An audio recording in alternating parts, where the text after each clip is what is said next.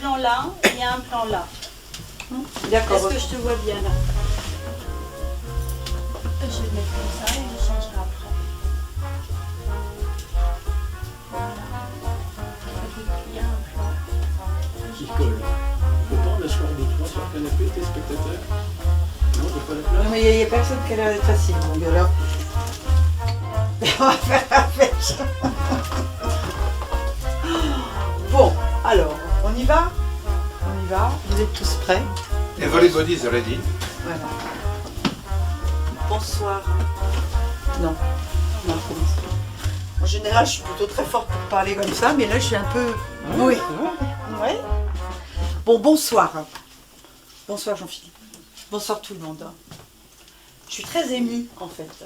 Ça m'arrive rarement. Je suis très émue de vous recevoir dans le salon de Boris Vian. Pour faire juste très court, mais c'est important de savoir où nous sommes.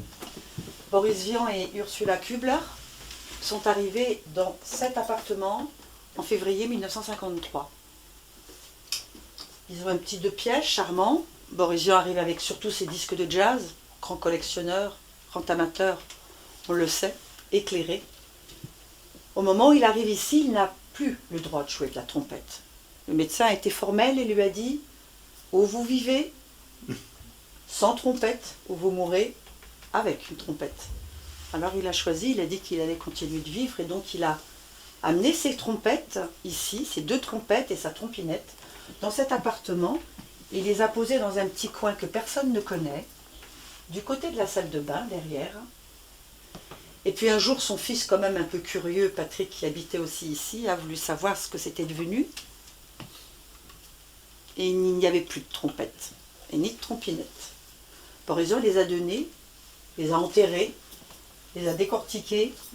On ne sait pas ce qu'il en a fait, mais en tout cas, ça ne faisait plus partie de sa vie. Dans cet appartement, ce qu'il a fait surtout, c'est d'écouter 20 heures sur 24 en moyenne, me disait Ursula, son épouse donc, devenue Ursula Vian en 1954, d'écouter ses disques de jazz. Là-haut, vous avez ces fameux albums 78 tours. C'est sa collection privée, à lui, extraordinaire. Et puis tous les disques que vous voyez également là, ce sont les disques qu'il a reçus en tant que directeur artistique quand il travaille chez Philips. Donc c'est très important pour lui. Et la musique tient une place prépondérante dans sa vie. On n'a pas voulu de sa littérature, on n'a pas voulu de ses écrits. Alors Boris Vian s'est tourné vers la musique. Petite anecdote jolie, Boris Vian a invité un jour sa copine Zizi Jeanmaire. Pourquoi sa copine? Parce que Zizi est danseuse et parce qu'Ursula est danseuse. Elles dansent souvent ensemble. Et Zizi a dit à Boris Vian, tu devrais m'écrire quelque chose, un truc sur mesure qui me va bien. Alors Boris prend une chaise, la met là au milieu du salon et lui dit, je vais t'en préparer une, comme il faut. Écoute ça. Et il lui chante, je suis snob. Version femme pour Zizi. Pour des raisons, on va dire, un peu de conquête et de conquérance, peut-être. Ça ne s'est pas fait, et cette chanson a été tournée au masculin, et Boris Vian l'a interprétée lui-même. Voilà ce qu'on peut dire de ce lieu, c'est-à-dire Boris Vian, ce n'est plus exactement le jazz et Saint-Germain-des-Prés, et c'est un lieu qui va être entièrement dévolu à, quand même, l'écriture de chansons. Sur ce petit piano, où, bien sûr, Henri Salvador a nombre de nuits joué dessus, nous avons d'ailleurs le neveu d'Henri Salvador sur la terrasse, vous pourrez le rencontrer après. Clovis, il est là. Et puis il y a Quincy Jones, qui était le grand ami d'Eddie Barclay, qui est venu aussi nombre de fois. Et puis une tradition d'artistes et de musiciens, quels qu'ils soient, toujours et encore qui sont venus là. Alors pourquoi nous sommes là tous ensemble, spécifiquement vous? Parce qu'en 1942, Boris Vian est ingénieur, sorti d'école centrale, papa d'un petit garçon, Patrick, dont je parlais, mais également marié à Michel, qui habite Ville d'Avray, qui a bien connu Ville d'Avray. Et à Ville d'Avray, il y a une particularité, c'est qu'on invite les copains des grandes écoles, centrales, mais pas que, les mines, ponts et chaussées, Polytechnique, et tout un tas de monde comme ça se confond, se rencontre, et ça permet des soirées divines extraordinaires et les fameuses surprises parties de Ville d'Avray. Puis petit à petit, il y a quelque chose qui se passe, c'est que Boris Vian se débrouille pas trop mal à la trompette, hein, son frère se débrouille pas mal à la batterie, n'est-ce pas Marcel? Et puis il y a l'autre frère Lélieu qu'on connaît moins, qu'il va effectivement se mettre à jouer de la guitare après avoir choisi l'accordéon. Boris lui a dit, ça va faire désordre l'accordéon en jazz quand même. Donc il va falloir que tu changes d'instrument de musique. Donc ils sont là, bricolés, petit orchestre de quartier, jusqu'au moment où quand même le sérieux Claude Abadie va rentrer dans ce petit monde pour commencer à leur dire, ça serait pas mal qu'on fasse un orchestre, quelque chose d'un peu construit. Lui joue de la clarinette, il est polytechnicien la journée et clarinettiste le soir ou la nuit. Et puis ils vont surtout pendant la guerre faire ce qu'ils ont à faire, c'est-à-dire étudier. Ils font partie de ces jeunes qui n'iront pas au front mais qui étudieront, et la France en est réservée un certain nombre.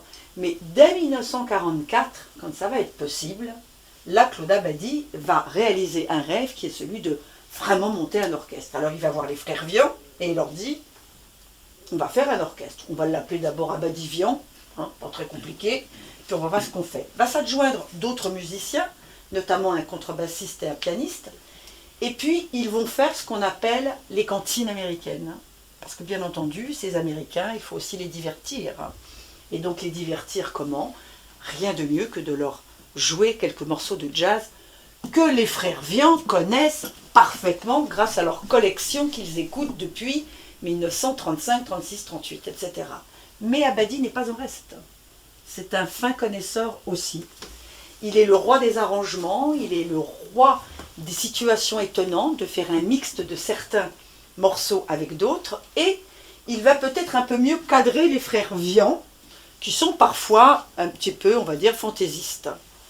Une sorte d'amitié, mais une sorte surtout de connivence jazzique, une sorte de rencontre vraiment entre musiciens de jazz va s'étayer au fil des années, et à partir de 1944, 45, 48, 49, ils auront écumé je ne sais combien d'hôtels, combien de lieux dévoués au jazz, complètement ouverts au jazz que la France découvre aussi, et que les Américains, qui sont restés pour continuer effectivement de faire perdurer. Ça c'est une autre histoire, c'est l'histoire du jazz. Tu nous en diras un peu plus un de ces jours, toi qui la connais si bien. Mais là où je voudrais en venir, c'est que Claude Abadie estime Boris. Il estime le Boris qu'il voit courageux sur scène, avec son cœur qui bat très fort, déjà très malade, et qui va continuer comme ça, à jouer autant qu'il va le pouvoir, jusqu'en 49. Mais Claude Abadie a plutôt du mal avec l'autre Boris Vian, de l'autre versant. Celui de J'irai cracher sur vos tombes, de l'écume des jours, celui qui fait la pluie et le beau temps dans Jazzotte, en dénigrant certains grands, en se permettant des excès de jugement et de parole, et parfois ça coince un peu aux entournures.